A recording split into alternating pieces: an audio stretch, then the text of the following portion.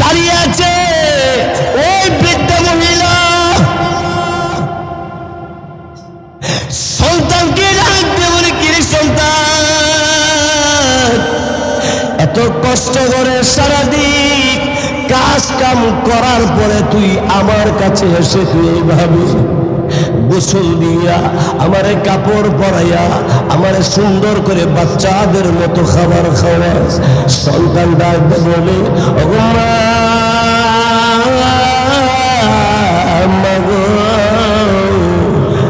ও মা, আমি যে এইভাবে তোমার খাবার খাওয়াইয়া দিই এটা মাত্র কয়েকদিন যাবত মা, আর তুমি আমাকে এই মা জননী, তুমি আমাকে জন্ম দিতে যাইয়া শরীরে তাজা তাজা রক্ত জমিন লাল হয়ে গেছে গম্বা জননী, এরপরে মরা লাশের মতো জমিনে তুমি পড়ে গেছো, উঠতে পারো না। অন্যান্য মহিলারা তোমাকে ধরে ধরে বসে দেওয়ার পরে কথা বলতে পারে না মা। এই কালী সীমার আমার মুসলমান ভাইয়েরা ও আমার অন্যান্য গ্রাম থেকে আগত ভাইয়েরা, পর্দার মা বোনেরা গো, একবার চিন্তা করলে, একবার লক্ষ্য করলে বুঝে আসে মা যে কত কষ্ট আমার আপনার জন্য করেছে। জন্ম দিতে যাইয়া তাজা তাজা রক্ত মা থেকে জমিন লাল হয়ে গেছে, মা বড়া লাশের মতো জমিনে পড়ে গেছে, মা উঠতে পারে না। অন্যান্য মহিলারা মাকে ধরে ধরে বসে দেওয়ার পরে মা আরে কথা বলতে পারে না। আরে মা এক দৃষ্টিতে আমার দিকে তাকিয়ে আছে। দাইমা সহ অন্য মহিলারা জিজ্ঞাসা করে, এইভাবে তাকিয়ে আছো কেন? মা কথা বলতে পারে না। মা আস্তে করে ডাক দিয়ে বলছে, তোমরা কারা গো? আমার সন্তান রে আমার কুলের মধ্যে দিয়ে দাও, আমার সন্তানকে আমার বুকে দিয়ে দাও। মা বসতে পারে না, এরপরেও তোমাকে আমাকে বুকে জড়াইয়া জড়াইয়া চুমা দিতে আরম্ভ করেছি। এবার মহিলারা ধারতে বলে, আরে মহিলা, এত কষ্ট আর দুঃখ বেদনা, এরপর সন্তানকে তুমি বলতে পারো না। মা জননী আস্তে করে ডাক বলি, তোমরা কারা গো?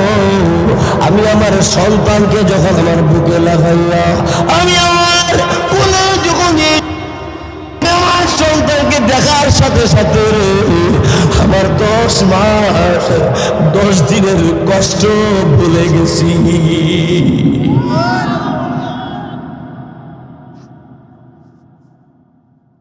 তিনি হইল মা।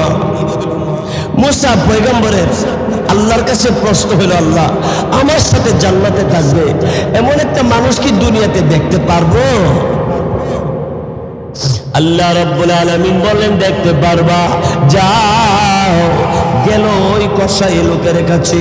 কসাই লোক গোশত বিক্রি করে বাড়িতে যাইয়া মাকে গোসল দিয়া সুন্দর করে পানি মুইসা শিশু বাচ্চাকে যেমনে কোলে লয় এমনে কোলে লইয়া মা জননীর মুখে খাবার দে। মা ডেকে ডেকে বলে, বাবা তুই বুঝি এইভাবে আমার জন্য ভালোবাসা, আমার জন্য এত আদর আর যত্ন? এমনি সন্তান ডাকতে বলে, ওগো মা, একদিন আর 2 দিন 3 দিন কি খাদ্য করলাম? এই মা জননী,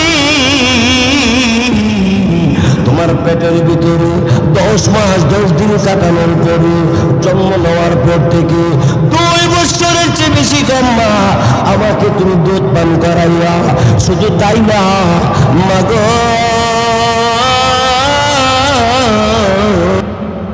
দুনিয়ার মেতরে বেতন দিতে হয়। মা জননী, আমার প্রস্রাব আর পায়খানা মেতরের মতো। ওগো মা, একবারও তুমি আমার ধাক্কা দিয়া করতে বের করো না। আমি প্রস্রাব করে দিলে, আমি পায়খানা করে দিলে তুমি মা জননী মেদরের মতো তুমি আমার প্রস্রাব পায়খানা পরিষ্কার করে দিয়েছো, আমাকে সুন্দর করে ধুইয়া পরিষ্কার করে আমার মুখে চুমা দিতে আরম্ভ করে দিয়েছো। এখন মা জননী এত কষ্ট তুমি আমার জন্য যেহেতু করেছো গো মা জননী, এই মা আমার জন্য তুমি দোয়া করে গেলেও হবে, আমার জন্য তুমি দোয়া করে যাও মা, তুমি আমার প্রতি রাজি হইয়া যাও। এমনি মা জননী দুটো হাত আর দেরি করে নাই, দু হাত আল্লাহ রব্বুল আলামিনের দরবারে, আল্লাহ পাকের দরবারে উঁচু করে তখন ডাক দিতে আরম্ভ করেছে, আল্লাহ আল্লাহ গো, আমার ছেলে এইভাবে সারাদিন খেতে খামারে অফিস আদালতের দোকানে এত কষ্ট করে সারাদিনে, এরপরেও আমাকে ভালোবাসা, আমার জন্য এত আদর আর ভালোবাসা।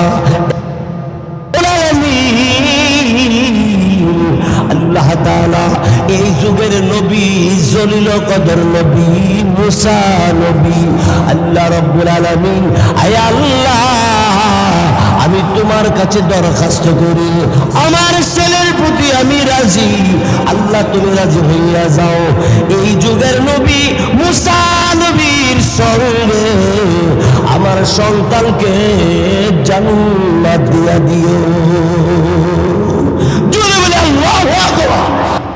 এমনি মুসা নবী শুনতে পায় বৃদ্ধা মা দোয়া করছে, আল্লাহ আমার এই সন্তান রে এই যুগের নবী মুসা নবীর সাথে বেহেশতে দিও। আল্লাহ জিজ্ঞাসা করে, মুসা নবী তোমার সাথে যে লোকটা বেহেশতে থাকবো আমি কি তোমার সিনাই দিতেইব? মুসা নবী ডাক দেখো, আল্লাহ আমি সরাসরি লোকটা দেখতে এলেছি, কারণটা জানছি নিকো, কারণও জানছি, মার দুয়ার কারণে নবী পয়গম্বর মুসার সাথে জান্নাতের প্যাসেঞ্জার হয়ে গেছে। সুবহানাল্লাহ জোরে কও।